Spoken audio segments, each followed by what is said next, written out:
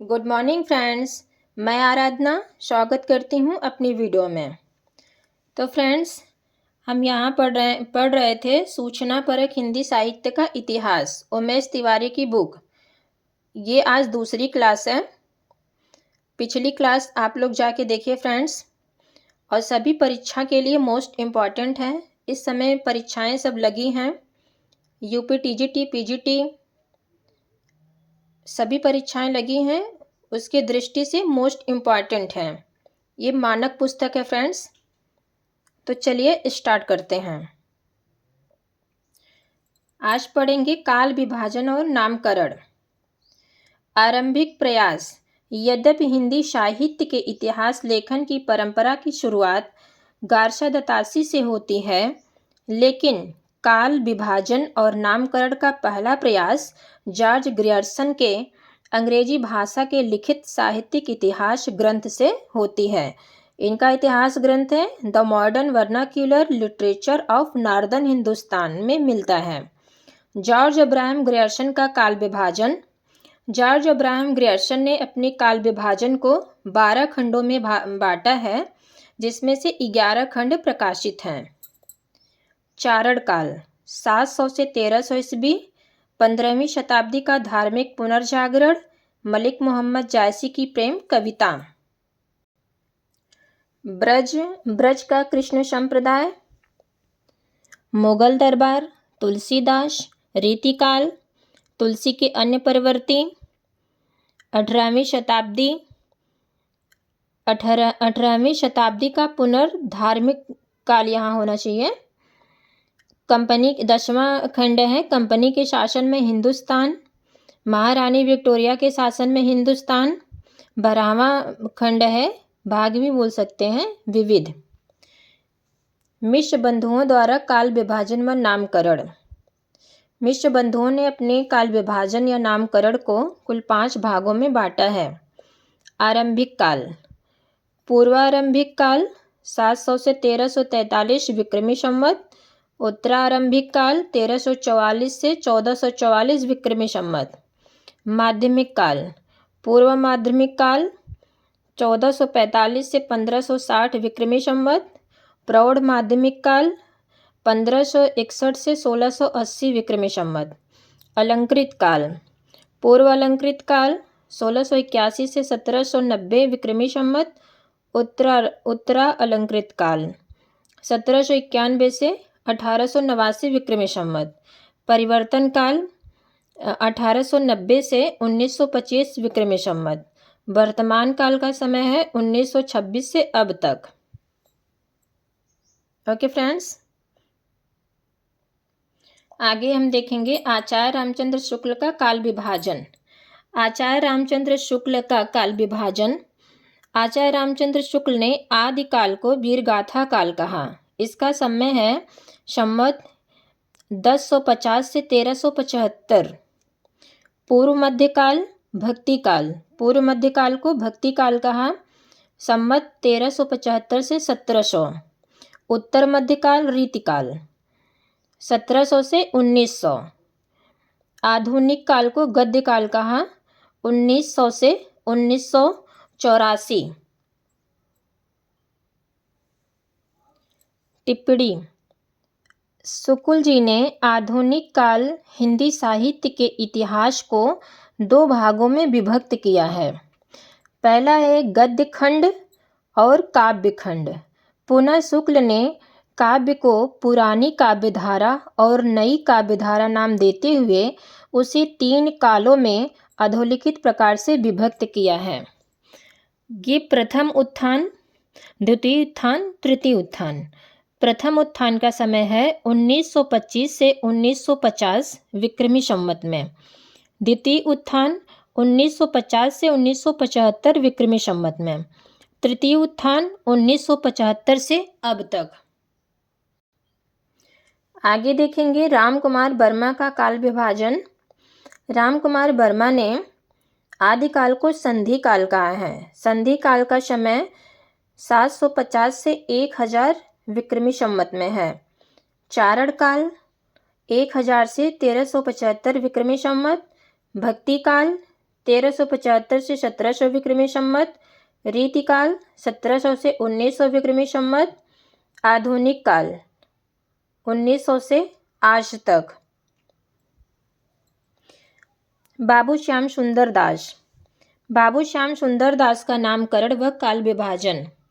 वीर गाथा काल, वीर गाथा युग। श्याम सुंदर दास ने आदिकाल को वीर गाथा युग कहा है। 1050 से 1400 विक्रमी संवत।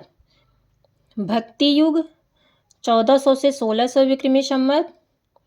रीति युग 1600 से 1900 विक्रमी संवत। नवीन विकास युग संवत 1900 से अब तक। गणपत चंद्र गुप्त। गणपत चंद्र गुप्त ने प्रारंभिक काल या उन्मेष काल कहा है। आदिकाल को प्रारंभिक काल या उन्मेष काल 1184 से 1350 ईस्वी में कहा है। मध्यकाल या विकास काल 1350 से 1857 ईस्वी। आधुनिक काल 1857 ईस्वी से अब तक। आगे देखेंगे फ्रेंड्स, हजारी प्रसाद द्विवेदी। हजारी प्रसाद द्विवेदी का काल विभाजन व नामकरण। हजारी प्रसाद द्विवेदी ने आदिकाल को आदिकाल नाम दिया। इसका समय है 1000 से 1400 ईस्वी में। पूर्व मध्यकाल 1400 से 1700 ईस्वी। उत्तर मध्यकाल 1700 से 1900 ईस्वी। आधुनिक काल 1900 से अद्यतन अब तक। प्रारंभिक काल में गुप्त जी के अनुसार 2 काव्य परंपराओं का प्रवर्तन हुआ। एक धार्मिक रास काव्य परंपरा जो जैन कवियों के रास संगत काव्य हैं, और एक संत काव्य है जिसमें संत कवियों का काव्य है। मध्यकाल में धर्माश्रम से 4 संत काव्य, पौराणिक गीत, पौराणिक प्रबंध काव्य, रसिक भक्ति काव्य, राजाश्रय, 5 मैथिली गीत, ऐतिहासिक रास काव्य, ऐतिहासिक चरित काव्य, ऐतिहासिक मुक्तक, शास्त्रीय मुक्तक, लोकाश्रय में 2 रोमांटिक तथा काव्य स्वच्छंद काव्य, प्रेम काव्य, कुल 11 परंपराएं विकसित होकर समांतर रूप से प्रवाहित रहे। मध्यकाल के इन परंपराओं को 3 भेदों में समाहित किया गया है। एक पूर्व मध्यकाल या उत्कर्ष काल 1300 से 1500 ईस्वी। मध्यकाल या चरमोत्कर्ष काल का समय है 1500 से 1600 ईस्वी। उत्तर मध्यकाल या अपकर्ष काल 1600 से 1857 ईस्वी। आधुनिक काल विभाजन। आधुनिक काल के विभाजन में गुप्त ने परंपरा का ही पालन किया है। यहाँ गुप्त की बात हो रही है फ्रेंड्स, तो यहाँ गणपत चंद्र गुप्त, यहाँ गणपत चंद्र गुप्त के अनुसार है भारतेंदु युग 1857 से 1900 ईस्वी। द्विवेदी युग 1900 से 1920 ईस्वी। छायावाद युग 1920 से 1937 ईस्वी। प्रगतिवाद युग 1937 से 1945 युग। प्रयोगवाद युग 1945 से 1965 युग। 65 ईस्वी। डॉक्टर रामखिलावन पांडे का काल विभाजन। संक्रमण काल 1000 से 1400 से प्रवर्तन काल को भी कहा जाता है। संयोजन काल 1401 से 1600 ईस्वी। संवर्धन काल 1601 से 1800 ईस्वी। संचयन काल 1801 से 1900 ईस्वी। संबोधित काल 1901 से 1947 ईस्वी। संचरण काल 1947 से अब तक। ये रहा रामखिलावन पांडे का काल विभाजन। आगे देखेंगे फ्रेंड्स, रामस्वरूप चतुर्वेदी का काल विभाजन एवं नामकरण। आदिकाल को रामस्वरूप चतुर्वेदी ने आदिकाल को वीरगाथा काल कहा। 1000 से 1350 ईस्वी इसका समय है। पूर्व मध्यकाल, भक्ति काल, इन्होंने पूर्व मध्यकाल को भक्ति काल कहा। 1350 से 1650 ईस्वी। उत्तर मध्यकाल को रीतिकाल कहा। 1650 से 1850 ईस्वी। आधुनिक काल को गद्यकाल कहा। 1850 से अब तक। जो काल विभाजन आचार्य रामचंद्र शुक्ल ने माना है वही सेम रामस्वरूप चतुर्वेदी ने भी माना है। ओके फ्रेंड्स, आगे देखेंगे हिंदी साहित्य का आरंभ। यहाँ नामकरण और काल विभाजन समाप्त हुआ। आगे पढ़ेंगे हिंदी साहित्य का आरंभ कैसे होता है। प्रारंभिक हिंदी का नामकरण करने वाले विद्वान कौन कौन से हैं। जैसे चंद्रधर शर्मा गुलेरी, आचार्य रामचंद्र शुक्ल, भोला शंकर व्यास, राहुल सांकृत्यायन। ये हिंदी साहित्य के आरंभिक नामकरण के विद्वान हैं। चंद्रधर शर्मा गुलेरी ने सबसे पहले घोषित किया कि उत्तर अपभ्रंश ही पुरानी हिंदी है। यहाँ से मोस्ट इम्पॉर्टेंट है फ्रेंड्स, ध्यान देना। चंद्रधर शर्मा गुलेरी ने सबसे पहले घोषित किया कि उत्तर अपभ्रंश ही पुरानी हिंदी है तथा राजा मुंज को पुरानी हिंदी का प्रथम कवि मानते हुए 10वीं शताब्दी के अंतिम चरण से हिंदी साहित्य का आरंभ हुआ। आचार्य रामचंद्र शुक्ल ने अपभ्रंश को प्राकृताभास हिंदी, प्राकृताभास का अर्थ है प्राकृत रूढ़ियों में बद्ध जो हिंदी है कहा जाता है तथा 993 ईस्वी से हिंदी का आरंभ हुआ आचार्य रामचंद्र शुक्ल के अनुसार। भोला शंकर व्यास ने हिंदी के प्रारंभिक रूप को अवहट्ट नाम दिया। हिंदी के आरंभिक रूप को अवहट्ट नाम किसने दिया? भोला शंकर व्यास ने। राहुल सांकृत्यायन, केदारनाथ पांडे, इनका मूल नाम है केदारनाथ पांडे या उपनाम भी बोल सकते हैं। अपभ्रंश को पुरानी हिंदी नाम दिया तथा अपभ्रंश व प्रारंभिक हिंदी के सभी कवियों को हिंदी के कवियों के रूप में मान्यता प्रदान की। राहुल सांकृत्यायन के प्रमुख ग्रंथ हिंदी काव्य धारा, हिंदी के प्राचीन कवि एवं उनकी जो कविताएं हैं। हिंदी काव्य धारा उपरोक्त ग्रंथ में सरापा की कुछ रचनाएं संग्रहित हैं एवं 84 सिद्धों का पहली बार नाम उल्लिखित किया गया है। हिंदी के प्राचीन कवि एवं कविताएं उपरोक्त ग्रंथ में राहुल जी ने हिंदी कविता का आदि रूप नालंदा और विक्रमशिला के सिद्धों द्वारा बौद्ध धर्म के ब्रजयान तत्व के प्रचार की भाषा में सिद्ध किया है। हिंदी का प्रथम कवि पुष्य या पुंड को हिंदी का प्रथम कवि किसने माना? शिव सिंह सेंगर और ग्रियर्सन मिश्र बंधु ने। शिव सिंह सेंगर, ग्रियर्सन मिश्र बंधु ने हिंदी का प्रथम कवि पुष्य या पुंड को माना है 7वीं शताब्दी। सरापा को हिंदी का प्रथम कवि राहुल सांकृत्यायन ने माना है 8वीं शताब्दी। स्वयंभू को हिंदी का प्रथम कवि रामकुमार वर्मा ने माना है 8वीं शताब्दी। शालिभद्र सूरी को हिंदी का प्रथम कवि गणपत चंद्र गुप्त ने माना है 1184 ईस्वी। अब्दुल रहमान को हिंदी का प्रथम कवि हजारी प्रसाद द्विवेदी मानते हैं 13वीं शताब्दी। सरापा को हिंदी का प्रथम कवि मानने का कारण क्या है?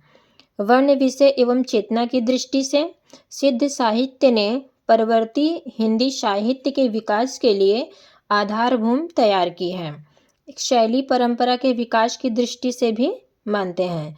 हिंदी की प्रथम रचना, हिंदी के प्रथम कवि सरापा की जो रचनाएं मिलती हैं वे सभी मुक्तक हैं। हिंदी के प्रथम कवि में जो सरापा हैं, हिंदी के प्रथम कवि सरापा हैं, उनकी जो रचनाएं मिलती हैं सभी मुक्तक छंद में मिलती हैं। काव्य ग्रंथ के रूप में संकलित है। इस दृष्टि से ग्रंथ के रूप में जैन आचार्य देवसेन कृत श्रावकाचार 933 ईस्वी को हिंदी का प्रथम रचना माना जाता है।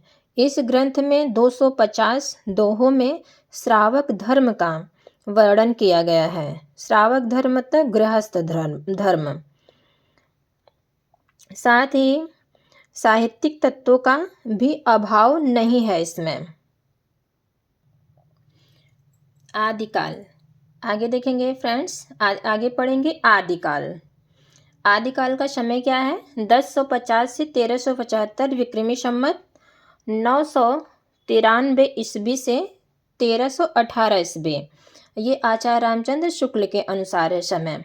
आदिकाल का सीमांकन आचार्य रामचंद्र शुक्ल ने आदिकाल की प्रारंभिक सीमा 993 ईस्वी से अर्थात राजा मुंज और भोज के समय से लेकर अंतिम सीमा राजा हम्मीरदेव के पीछे तक मानी है।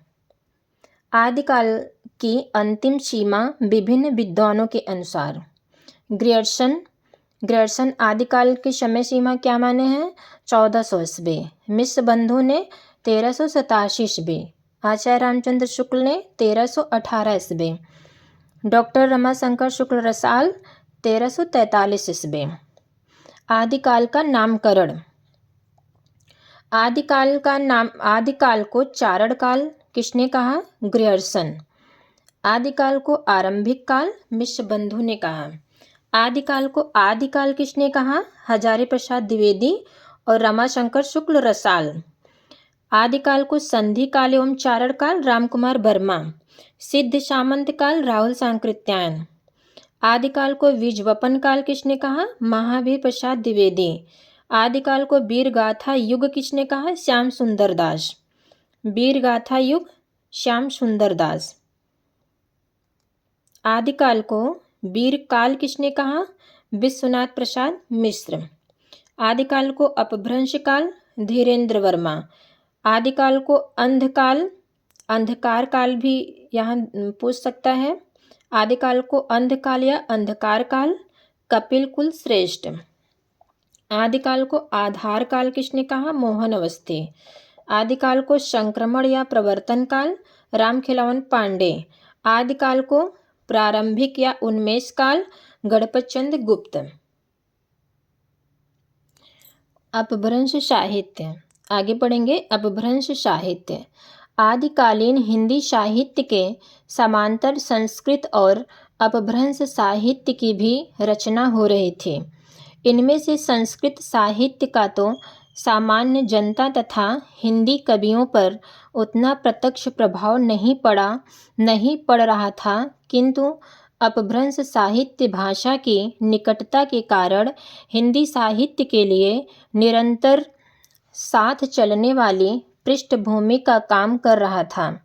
आचार्य रामचंद्र शुक्ल ने अपभ्रंश काल के अंतर्गत अपभ्रंश और आरंभिक हिंदी दोनों की रचनाएं सम्मिलित कर ली हैं, किंतु नवीन खोजों से यह सिद्ध हो चुका है कि उनमें से कुछ रचनाएं आरंभिक हिंदी के अंतर्गत आती हैं। आचार्य रामचंद्र शुक्ल ने हिंदी साहित्य का आविर्भाव प्राकृत की अंतिम अवस्था अपभ्रंश साहित्य से माना जाता है। अपभ्रंश भाषा का समय 500 ईस्वी से 1000 ईस्वी माना जाता है।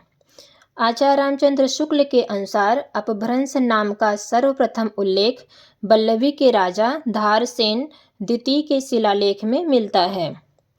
अपभ्रंश साहित्य के प्रमुख कवि स्वयंभू, पुष्पदंत, धनपाल, जोइंदू, अब्दुल रहमान, जिनदत्त सूरी, राम सिंह, ये अपभ्रंश साहित्य के प्रमुख कवि हैं। सबसे पहले देखेंगे स्वयंभू को। स्वयंभू की रचनाएं हैं पौमचर्यु, ऋठडेमी चर्यु, पंचमी चर्यु, स्वयंभू छंद। स्वयंभू छंद विद्वानों ने स्वयंभू को जैन काव्य परंपरा का प्रथम कवि माना। जैन काव्य परंपरा के प्रथम कवि कौन है? स्वयंभू। स्वयंभू का जन्म 783 ईस्वी कर्नाटक में हुआ था। अपभ्रंश साहित्य के वाल्मीकि माने जाते हैं, जबकि भोला शंकर व्यास ने इन्हें अपभ्रंश साहित्य का कालिदास माना है। स्वयंभू की रचनाएं पौमचर्यु, इसे पद्मचरित भी कहा जाता है, ऋठडेमी चर्यु, संस्कृत नाम है अरिष्टनेमी चरित या हरिवंश पुराण, तथा पंचमी चर्यु प्रबंध काव्य है। पंचमी चर्यु प्रबंध काव्य है। और स्वयंभू छंदस अपभ्रंश के छंदों के संबंध रचना है। पौमचर्यो 5 कांडों में विभक्त है और अपूर्ण है। यह प्रबंधात्मक काव्य है जिसको उनके पुत्र त्रिभुवन ने पूरा किया था। पौमचर्यो को अपूर्ण है, उनके पुत्र त्रिभुवन ने, स्वयंभू के पुत्र त्रिभुवन ने पूरा किया था। इसके प्रथम खंड का शीर्षक विद्याधर है। साहित्यिक दृष्टि से पौमचर्यो श्रेष्ठ काव्य है जिसमें राम का विस्तृत वर्णन किसमें मिलता है? पौमचर्यो में। एक एक पॉइंट ध्यान देके पढ़ना है फ्रेंड्स, बहुत पूछता है। राम का विस्तृत वर्णन किसमें है? पौमचर्यो में। इसकी रचना शैली कड़वकबद्ध मतलब दोहा चौपाई शैली में हुई है। इस ग्रंथ की रचना उन्होंने धनंजय के आश्रम में की है। ऋठडेमीचर्यो में कृष्ण गाथा का वर्णन है। पौमचर्यो में राम का वर्णन है और ऋठडेमीचर्यो में कृष्ण का वर्णन है। स्वयंभू के पिता का नाम मारुतदेव तथा माता का नाम पद्मिनी था। पौमचर्यो में 90 संधियां और 5 कांड हैं। स्वयंभू ने 83 संधियों की रचना की। शेष की रचना उनके पुत्र त्रिभुवन ने की।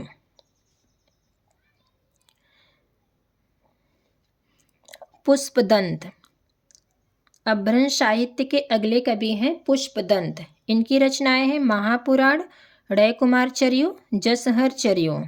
पुष्पदंत का आविर्भाव 10वीं शताब्दी से माना जाता है। इनका उपनाम अभिमान मेरु था। ये पहले शैव थे, बाद में अपने आश्रयदाता के अनुरोध पर जैन हो गए।